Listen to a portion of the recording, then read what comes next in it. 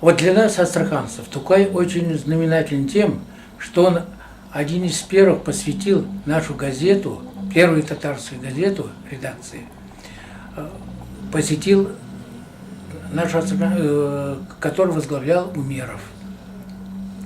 Здесь они встретились с Агит Рамием, он по приглашению был. И много объехав, и вот села, и в Астрине, общаясь с нашими журналистами, он многому научил наших журналистов.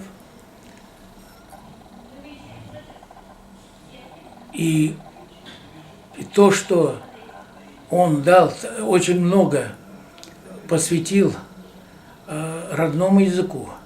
Вот гимн, по сути дела, наши астраханцы при каждых мероприятии, которые проводит наше общество Туслык, мы заканчиваем свои мероприятия песнями Тукая. Ай туганда и тугант или матусар, элькен камем теле тугант билен. Шуну билен, мин мана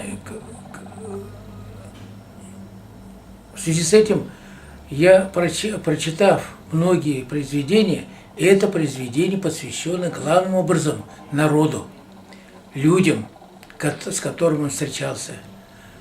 Он был, по сути дела, борцом за народное счастье, за то, чтобы татары проявляли себя во всех областях и литературы, и трудовой деятельности. Поэтому у нас в Астрахани, Астраханская область, наполнена, можно сказать, памятью, названием улиц, улицы Тукая.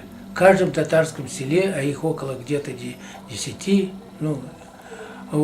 есть улица Тукая. И не только в татарских селах, потому что его сейчас вот уже решен вопрос о том, чтобы воздвигнуть памятник Тукаю в одном из районов нашего города, где в основном, проживают татары. Это будет хорошим напоминанием и с достоинством оценено всеми. Короче говоря, не только татары, но и русские помнят это Тукая. То есть они тоже знают его стихи. Вот. Очень жаль еще то, что многие произведения еще не переведены, так как у него был своеобразный язык татарский, и поэтому на русский язык и на другие языки, на тюркские языки еще, по-видимому, нормально, а вот на русский язык многие еще не переведены.